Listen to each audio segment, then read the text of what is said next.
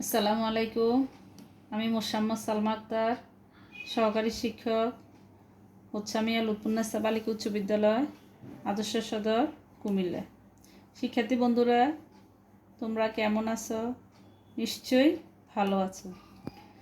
আজ আমি তোমাদের সামনে উপস্থাপন করব অষ্টম শ্রেণীর বিজ্ঞান বিষয়ে পৃথিবী ও মহাকর্ষ অধ্যায়ের অভিকর্ষ ত্বরণ নিয়ে। দেখো শিক্ষার্থী বন্ধুরা, আমরা ষষ্ঠ শ্রেণীতে জেনেছি বস্তুর প্রতি সেকেন্ডে বেগ পরিবর্তনকে বা বেগ পরিবর্তনের হারকে ত্বরণ বলে। এখন আমরা দেখব অভিকর্ষ ত্বরণটা কি। আমি একটি ভিডিও দেখাচ্ছি। দেখো, একটি লোক ছাদ থেকে একটি ইটকে নিচে ফেলে দিল। ইটটি উপর থেকে ছেড়ে দেওয়ায় অভিকর্ষের দরুনে তা মাটিতে এসে পড়ে। ছেড়ে দেওয়ার আগে ইটটির ব্যাগ ছিল শূন্য, অর্থাৎ ইটটির কোনো ব্যাগই ছিল না।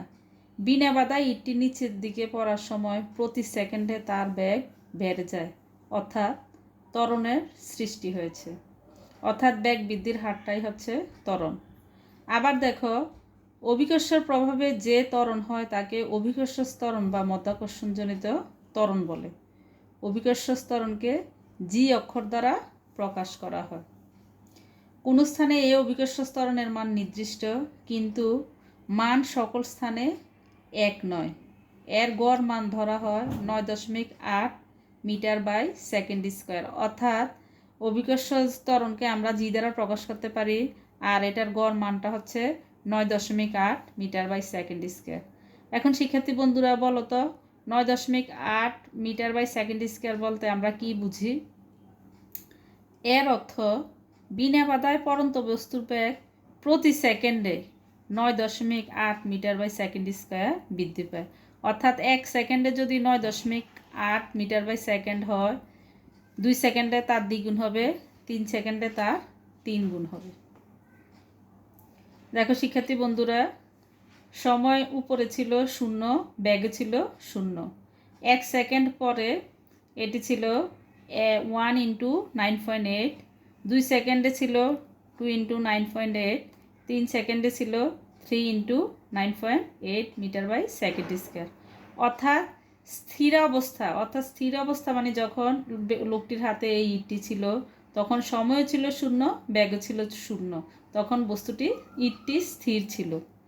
স্থির অবস্থা হতে ছেড়ে দেওয়ার 1 সেকেন্ড পরে বস্তুটির ব্যাগ 9.8 metre by second square, 2 second পর হবে 2 into 9.8 metre by second square. এভাবে 3 সেকেন্ড পরে 3 গুণ হবে, 4 সেকেন্ড পরে 4 গুণ হবে। এখন দেখো শিক্ষার্থী বন্ধুরা, আমরা মহাকর্ষ বলের বেলায় জেনেছি F = G into M1 into M2 by D square. আমি তোমাদেরকে একটি ক্লাস দেখিয়েছিলাম মহাকর্ষ বলের উপরে। ওইখানে আমরা পেয়েছিলাম F = G into M1 into M2 by D square. এখন দেখো অভিকর্ষ ত্বরণের বেলা এটা কি হবে। দুটি বস্তুর মধ্যে একটি পৃথিবী, অপরটি ভূপৃষ্ঠে দাঁড়ানো কোনো ব্যক্তি হলে এক্ষেত্রে পৃথিবীর ভর ক্যাপিটাল M এবং ব্যক্তির ভর হবে স্মল m, এবং এদের মধ্যবর্তী দূরত্ব d হলে অভিকর্ষ বল হবে F = G capital M into small m by D square. শিক্ষার্থী বন্ধুরা, তোমরা পাশে দেখো, আমি এটিকে যদি পৃথিবী ধরি আর পৃথিবী পৃষ্ঠে যদি লোকটি দাঁড়িয়ে থাকে, পৃথিবীর ভর হচ্ছে m আর ক্যাপিটাল M, আর লোকটির ভর হচ্ছে স্মল m। এখানে দেখো, আমি এখানে একটু কেটে দেখিয়েছি। মাঝামাঝিতে যেটি সেটি হচ্ছে পৃথিবীর কেন্দ্র থেকে লোকটির দূরত্ব হচ্ছে d। এখন অভিকর্ষ বলের বেলায় আমরা পাবো F = G into capital M into small m by.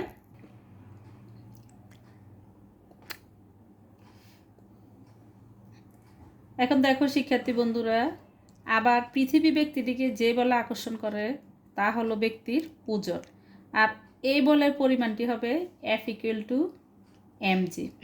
এখন দেখো, তাহলে আমরা F এর দুটি সূত্র পেলাম। একটি পেলাম F = G capital M into small m by D square এবং F = mg।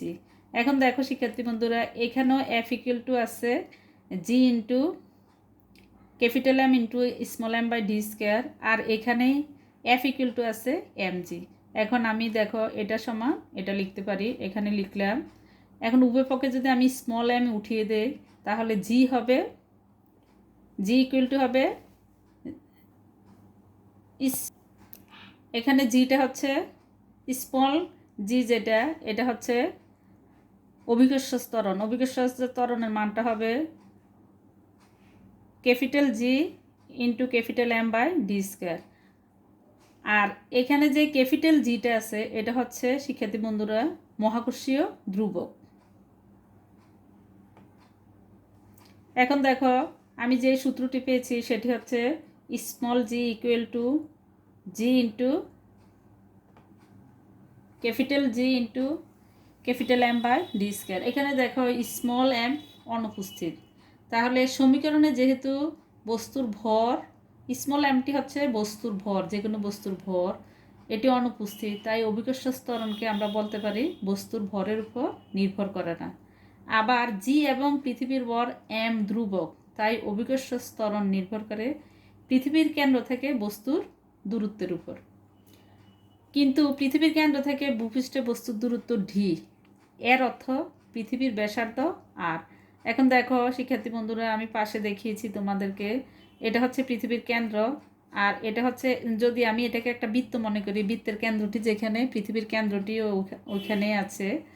আর আমরা যেই বৃত্ত চাপটি আছে বক্ররেখাটি, সেটিকে আমরা যদি পৃথিবীর পৃষ্ঠ ধরে নেই তাহলে কেন্দ্র থেকে বক্ররেখা পর্যন্ত দূরত্বটি হবে পৃথিবীর ব্যাসার্ধ। তাহলে আমরা পাবো G equal to G M by R square. তাই অভিকর্ষ ত্বরণ নির্ভর করে পৃথিবীর ব্যাসার্ধের উপর, কেননা পৃথিবীর ব্যাসার্ধ ধ্রুবক নেই। আমরা জানি শিক্ষার্থী বন্ধুরা পৃথিবীর গোল, তবে মেরু অঞ্চলে খানিকটা চাপা, এই জন্য পৃথিবীর ব্যাসার্ধকে আমরা ধ্রুবক বলতে পারবো না। এখন আমরা দেখে নেই কেন পৃথিবীর ব্যাসার্ধকে ধ্রুবক বলতে পারবো না। পৃথিবীর সম্পূর্ণ গোলাকার নয়, এর আকার অনেকটা কমলা লেবুর মতো।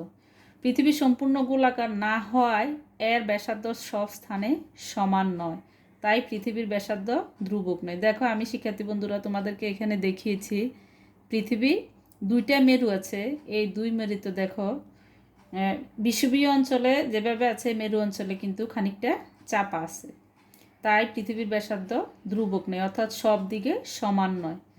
পৃথিবীর বিভিন্ন স্থানে পৃথিবীর ব্যাসার্ধের ভিন্নতার কারণে অভিকর্ষ ত্বরণের মান ভিন্ন হয়। এখন দেখো আমি একটা চিত্রের মাধ্যমে তোমাদেরকে দেখিয়েছি, এটা হচ্ছে পৃথিবীর উত্তর মেরু। এখানে জি এর মান হচ্ছে 9.83 মিটার বাই সেকেন্ড স্কোয়ার।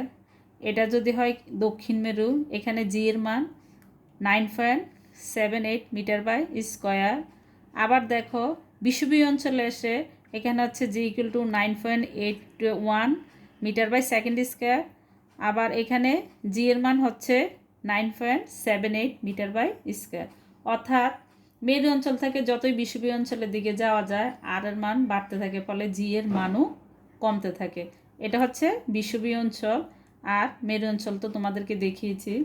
আর বিষুবীয় অঞ্চলে আর এর মান সবচেয়ে বেশি, অর্থাৎ কেন্দ্র থেকে পৃষ্ঠ পর্যন্ত দূরত্বটা বিষুবীয় অঞ্চলে সবচেয়ে বেশি, অর্থাৎ আমাদের ব্যাসার্ধ যেটাকে বলি বৃত্তের, ওইটার মতোই আর এর মান এখানে বেশি, তাই জি এর মান সবচেয়ে কম।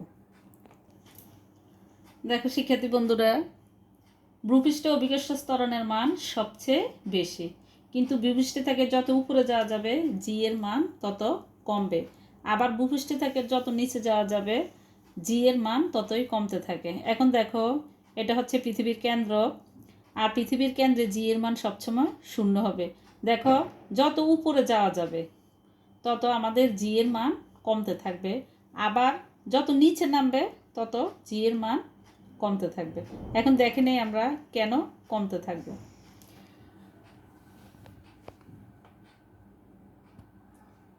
অভিকর্ষ ত্বরণ বস্তুর ভরের উপর নির্ভর করে না, শিক্ষার্থী বন্ধুরা আমরা একটু আগে জেনেছি। এখন যদি এক খণ্ড পাথরকে আমরা আর এক খণ্ড কাগজকে একসাথে ফেলি তাহলে কোনটি আগে মাটিতে পড়বে? দেখো, বা তুলাকে যদি একসাথে ফেলি, পাথর ও তুলার উপর কি এসেছিল অভিকর্ষ ত্বরণ একই, তাই এদের একই সময়ে মাটিতে পড়ার কথা। কিন্তু বাতাসের ভিন্নতার কারণে পাথরের খণ্ডটি আমরা জানি আগে মাটিতে পড়বে। বাতাসের বাধা না থাকলে কি দুটি বস্তু একই সময়ে মাটিতে পড়তো? তা আমরা একটি পরীক্ষার মাধ্যমে দেখে নিই। দেখো, আমি এখানে একটি ফাফা বোতল নিয়েছি। বোতলের মধ্যে একটি কয়েন এবং একটি ফালক রেখেছি। দেখো, এখানে কোনো বাতাস নেই, মুখটা বন্ধ করে দিয়েছি বাতাসটা বের করে। দেখো শিক্ষার্থী বন্ধুরা,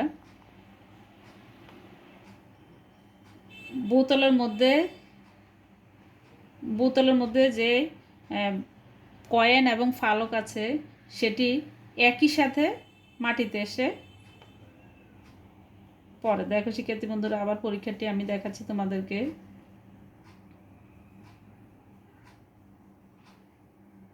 একই সাথে দেখো নিচের দিকে পড়ছে, তাহলে বোঝা যাচ্ছে বাতাস না থাকলে আমাদের পাথর এবং তুলা একসাথে মাটিতে এসে পড়তো।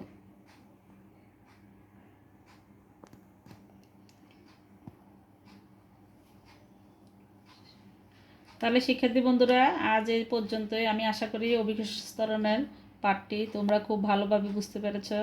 বাসায় তোমরা তোমাদের বিজ্ঞান বই থেকে অভিকর্ষ পৃথিবী এবং মহাকর্ষ অধ্যায়ের অভিকর্ষ ত্বরণ পাঠটি ভালোভাবে পড়ে নেবে, আরও ভালোভাবে বুঝতে পারবে। আজ এই পর্যন্তই। আল্লাহ হাফেজ।